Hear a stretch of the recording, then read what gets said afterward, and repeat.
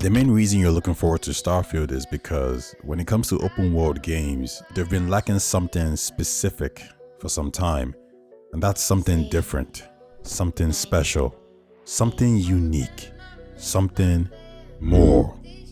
And that isn't to take a shot at some of your favorite open world games such as Red Dead Redemption 2, Horizon Forbidden West.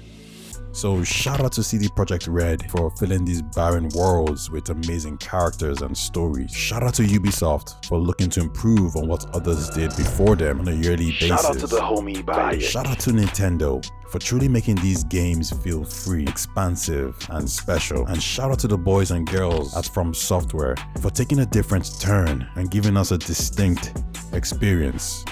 But if you were to ask me, what developer can rejuvenate this genre, this space, if you will?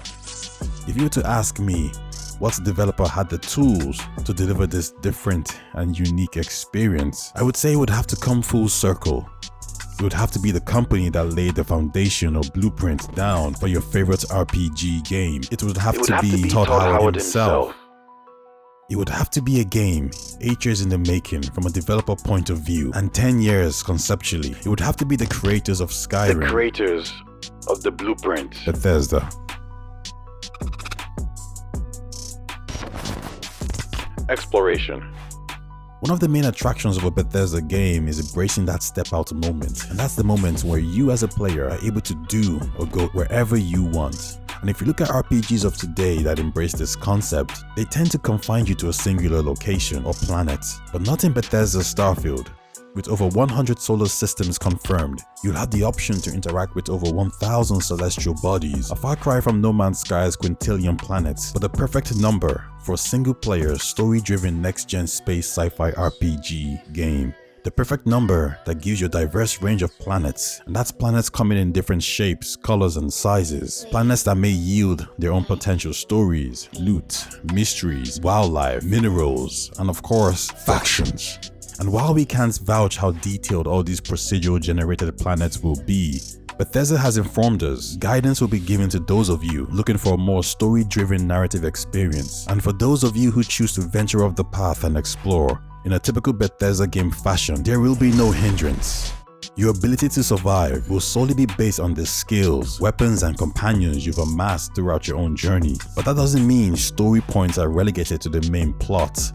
Will Shen talks about how you'll be able to encounter dynamic place settlements across the settled systems. Once the mission has been accepted, you could find yourself heading off to a dynamic place dungeon to finish said story, a large improvement from Skyrim's single-person random encounters. From an exploration perspective, Starfield will differ from many other games, as there will be not one or two, but potentially 3 methods of traversing.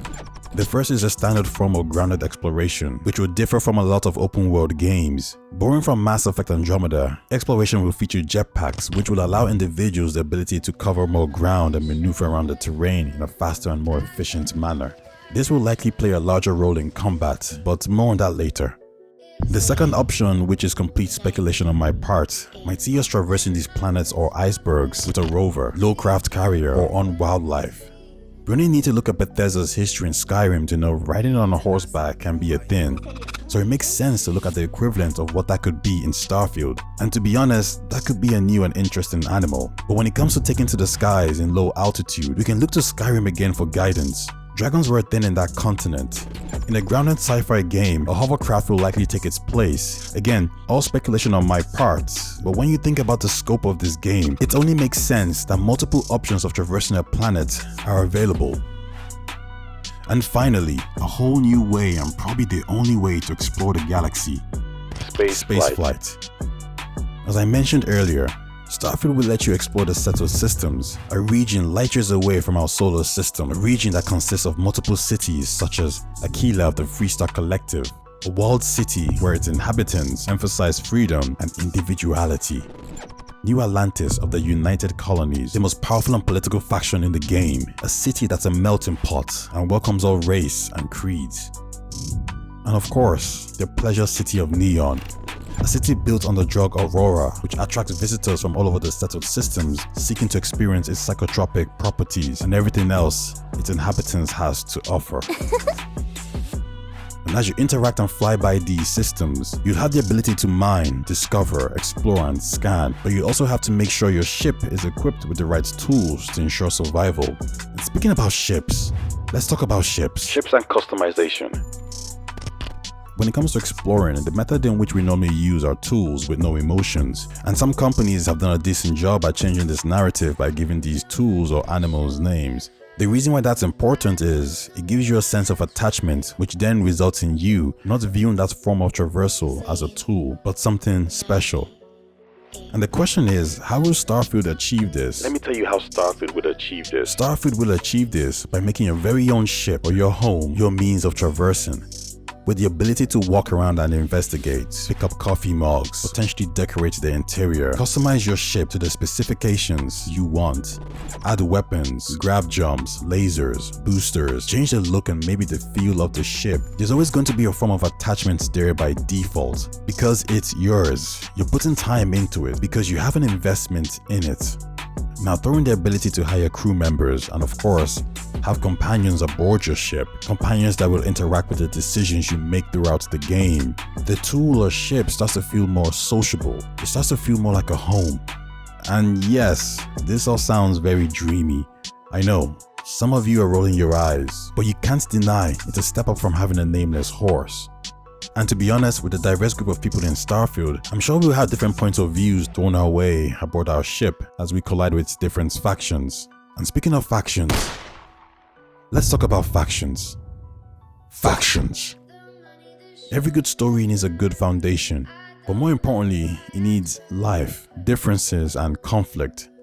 One main trait of a Bethesda game is its use of multiple different factions to convey multiple different viewpoints. And in Starfield, you come across a good few such as the first explorers called Constellation, space pirates of the Crimson Fleet, the members of the Freestar Collective, the mega corporation of Ryujin Industries, the United Colonies, and the religious zealots from the House of Harun. And rest assured, these guys don't like each other. These guys are not your friends. Factions. How you navigate through them will be entirely up to you, and you might be posed with difficult questions like who to trust and maybe who to betray. And these choices may have dire consequences in the main story and the settled systems. But with over 250,000 lines recorded, you'd have the ability to talk your way out of conflict either through persuasion or just by saying the right things. But sometimes people just don't like you. Sometimes the wrong things are said and sometimes... Let's talk combat.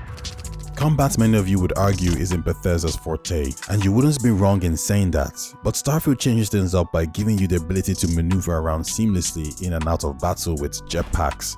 One of the main features Jetpacks brings to the game is verticality, which we really haven't seen in previous Bethesda games. This gives you the ability to tackle enemies in many different ways, making each counter dynamic or at least different. And I'll say it before and I'll say it again, let's not discount the ability to sneak around in this game, which opens up another layer of complexity. Let's not discount using your companions as bait or diversion. Let's not discount the potential use of special abilities like trip mines, overload, concussive shots, hacking into the enemy's version of Vasco, hacking into their radar, hacking into their oxygen tanks. Let's not pretend these are all not possibilities. And I know, this is grounded sci-fi, this isn't Skyrim, but there's nothing I said there that's a reach. All could be done in 2023. Starfield is 300 years in the future. So to round this up, you can take out the speculation points if you wish. You can tell me some of these points raised weren't as good as I think. That's perfectly fine.